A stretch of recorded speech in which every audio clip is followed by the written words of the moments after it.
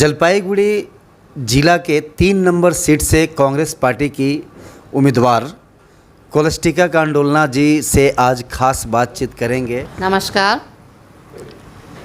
NEI के doors channel समर्थकों को मेरी ओर से नमस्कार। मैं जलपाईगुड़ी जिला से जिला परिषद के रूप में चमुर्ची सीट नंबर 3 से कैंडिडेट के रूप में हूँ। मैं आप लोगों के लिए और आप लोग के इलाके के लिए जो भी आपकी समस्याएं हैं, जो भी आपकी ज़रूरतें हैं, उन सबों की ओर मैं विशेष ध्यान दूंगी और उसे पूरा करने की भरपूर कोशिश करूंगी। अच्छा मैडम, इस बार आपका चुनावी मुद्दा क्या रहेगा? वहाँ बहुत सारी समस्याएं हैं चमुर्ची और बानाहाट 2 नंबर ग्राम पंचायत इलाके में। तो आपके सामने एक सत्तारूढ़ दल जो राज्य में जिसका सरकार चल रहा है, तृणमूल कांग्रेस के प्रत्याशी वहाँ पर एक युवा कैंडिडेट को खड़ा किया है, वहीं भाजपा से एक कैंडिडेट खड़े हुए हैं। दोनों कैंडिडेट से एक का सेंट्रल में सरकार है, दूसरे का राज्य में सरकार है। तो इन लोगों से कैसे मुकाबला करेंगे और क्या मुद्दा है जिस पर लोग आपको वोट दें? मैं वहाँ के विशेषकर विकास के मुद्दे पर विशेष जोर दूंगी, क्योंकि उस इलाके में जितना दूर तक मैं वहाँ जाके लोगों से मिली, उनकी समस्याओं को सुनी हूँ, उस को ख्याल में रखते हुए, जैसे चमुर्ची में पानी का बहुत समस्या है और उनके लिए जो भी समस्या है उस पर मैं गौर करूँगी और उस समस्या को दूर करने के लिए जितना बन पड़ेगा मैं मेरी ओर से करूँगी। और दूसरी बात, मैं बहुत सारे महिलाओं से मिली हूँ और उन महिलाओं का बहुत सारी दुख दर्दें हैं, जैसे उनको विधवा भत्ता नहीं मिलता है, विधवा पेंशन नहीं मिलता है, वृद्धा भत्ता नहीं मिलता है। तो इस तरह बहुत सारी समस्याएं हैं और बहुत सारे युवाओं को आजकल किसी प्रकार कोई नौकरी नहीं मिल रहा है, उनको किसी प्रकार सहयोग नहीं मिल रहा है, जो कि अपने अपने गांव में पढ़ लिख के बैठे हुए हैं। उनकी ओर उनकी समस्याओं को लेकर आप आंदोलन करेंगे, उनको जवाब दिलाने का के लिए प्रयास करेंगे? हाँ जी हाँ, मैं इस पर विशेष प्रयास करूँगी, उनको जोर करूँगी और उनको उत्साह बढ़ाऊँगी ताकि वे अपने जीवन में आगे बढ़ पाएंगे और जो भी समस्या है उन समस्याओं को सुलझाते हुए वे अपने जीवन को खुशहाल तरीके से अपना ज़िंदगी वो लोग जी पाएंगे। यह मैं करने की कोशिश करूँगी। अच्छा, बानाहाट 2 नंबर इलाका भी आपका पड़ता है, वहाँ आप किस किस चाय बागान इलाके में गए? वहाँ का क्या समस्या है? लोगों ने क्या कहा कि क्या समस्या है, जो समस्या का समाधान आपके द्वारा आप करवाने का प्रयास करेंगे? बानाहाट इलाके में विशेषकर मैं देवपाड़ा में गई। देवपाड़ा के इलाका में जो हमारे लोगों का, चाय बागान के श्रमिकों का जो स्थिति है, बहुत ही दयनीय स्थिति है और उसे देख के मुझे बहुत ही खेद हुआ कि वहाँ हमारी सरकार है, लेकिन वो सरकार क्या देख रही है, कहाँ काम कर रही है, किस ओर उनका व्यू जा रहा है। क्योंकि वहाँ के लोगों के लिए जल निकास की कोई व्यवस्था नहीं है। रोड तो बना दी गई है, लेकिन उस रोड के अनुसार वहाँ ड्रेन का व्यवस्था नहीं है और इसलिए पानी सब जगह जमा हुआ है। और ऐसा पानी जमा हुआ है जहाँ पर पानी जमा होने के साथ आप जानते हैं कि वहाँ पर किस किस बीमारी वहाँ हो सकता है। लोगों को बाहर निकलने की जगह नहीं है, वे पानी में घुसे हुए हैं और उन लोग कोशिश कर रहे हैं कि पानी को हम किस प्रकार बाहर निकालें। वो खुद अपना औजार पकड़ के पानी को बाहर निकालने की कोशिश कर रहे हैं और वहाँ के लोगों का कहना है कि वहाँ पर ऐसे पानी रुक जाता है, उस वजह से वहाँ नाना प्रकार की बीमारियाँ आती है और उस बीमारी से आदमी लोग बहुत वहाँ मर भी चुके हैं और मरे भी हैं। इस प्रकार का समस्या भी वहाँ पर हुआ और वो सब। हाँ, यहाँ पे पंचायती राज में नाला वगैरह बनाने या साफ़ सफाई को लेकर भी जनरल फंड और सरकारी फंड भी आते हैं। तो क्या आपको इसमें क्या कमी नज़र आया कि अभी तक वहाँ पर ड्रेनेज की समस्या है, बार बार बागान बंद भी होती है, तो ये काम नहीं हुआ, इसके पीछे क्या राज है? काम नहीं हुआ, इसके पीछे यही राज हो सकता है कि यहाँ की जो सरकार है और सरकार के माध्यम से जो कैंडिडेट वहाँ पर जिला परिषद के रूप में आए और वे अधूरा काम करके आज नहीं हैं और इसलिए वो काम अभी अधूरा पड़ा हुआ है और उसको आज सरकार नहीं देख रही है।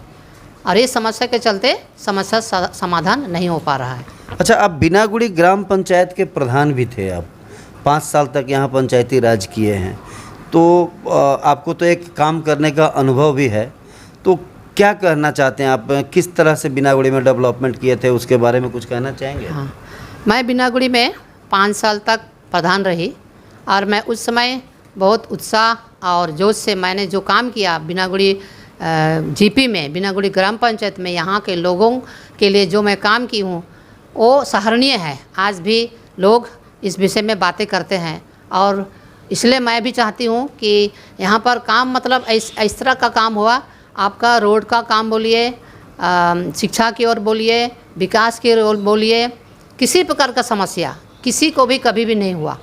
उनको जहाँ भी हो, उनको जो भी समस्या हुआ वो समाधान ज़रूर हुआ। और 100 दिन का काम बोलिए, यहाँ पर इतना अधिक 100 दिन का काम चला। 5 साल जब मैं रही हूँ, 5 साल लोगों को मनरेगा का काम होता रहा, उनको पेमेंट टाइम पर होता रहा और लोग बहुत खुशहाल थे, खुशी थे और यह देखकर मुझे बहुत खुशी होती थी। और उस समय जो जीपी का जो शासन का जो प्रचलन था वो बहुत ही अच्छा था। और मैं नहीं कह रही हूँ, यहाँ के लोगों की बातें हैं जो उन लोग बोलते हैं अभी भी मुझे, और इससे मुझे गर्व होता है।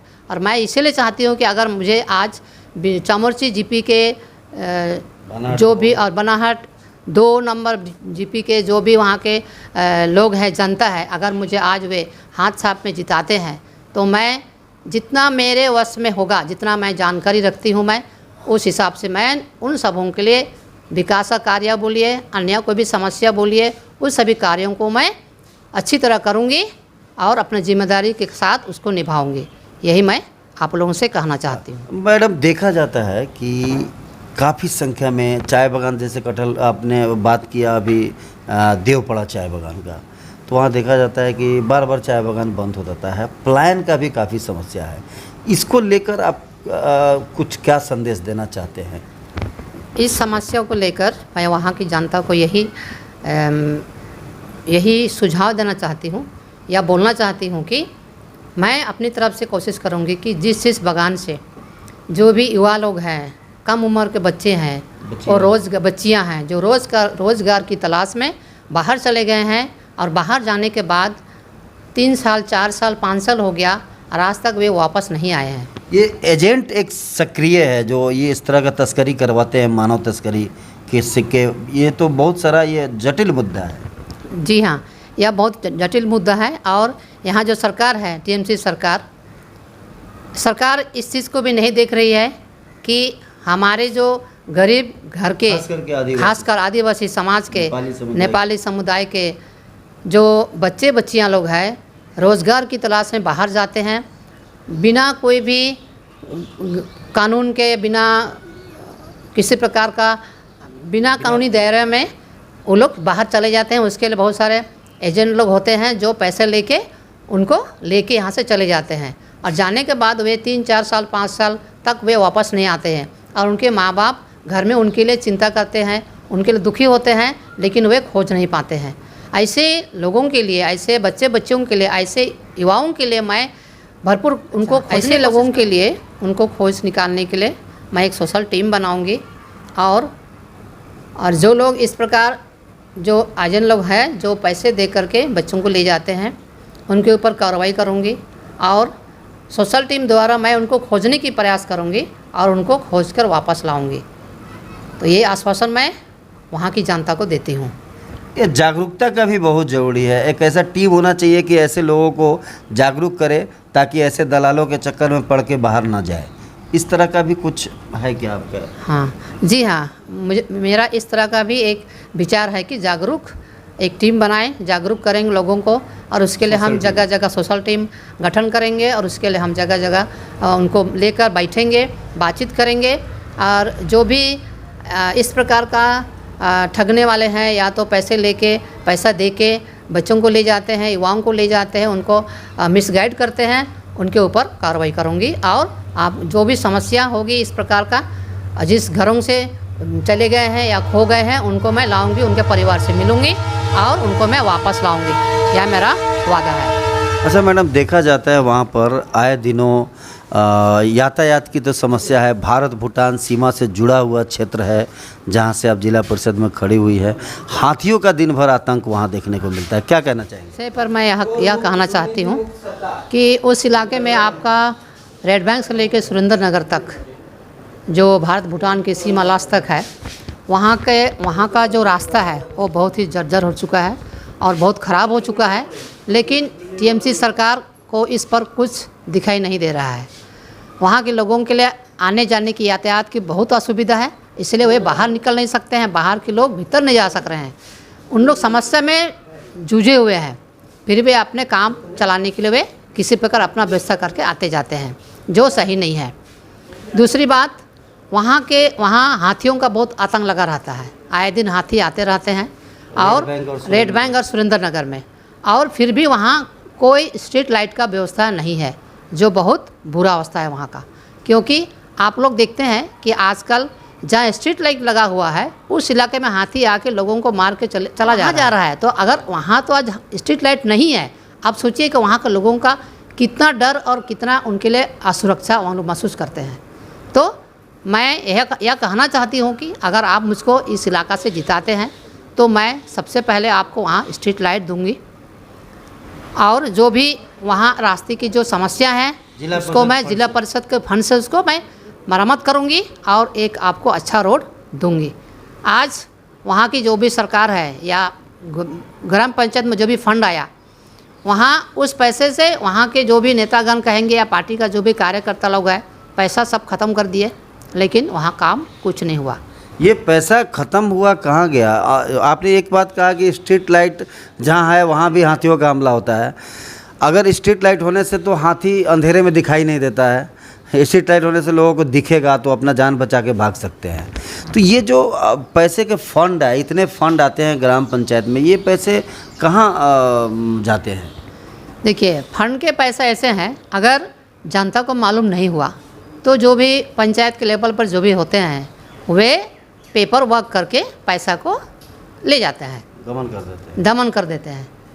कहेंगे तो खा जाते हैं, इधर उधर करके चोरी करके उन लोग ले लेते हैं और सब कुछ ओके करके छोड़ देते हैं। और सरकार इन सब चीज़ों को जानते हुए भी उस पर कोई एक्शन नहीं लेती है। ये है दुर्दशा हमारे बंगाल की गवर्नमेंट की। जो करना चाहिए वो काम नहीं करती हैं, जो नहीं करना चाहिए उसको वो करती हैं।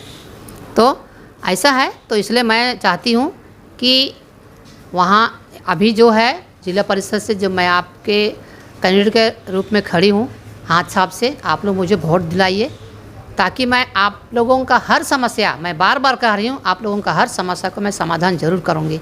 ये मेरा अनुभव से मैं आपको यह आश्वासन दे रही हूँ। मैडम, यहाँ देखा जा रहा है कि अभी बड़ा प्रचंड आपका जो है कड़ा मुकाबला है। वहाँ सत्तारूढ़ दल, एक केंद्र के सत्तारूढ़ दल है, एक राज्य के सत्तारूढ़ दल है। क्या संदेश देना चाहते हैं अपने लोगों को? किस मुद्दे पे आप वोट चाहते हैं?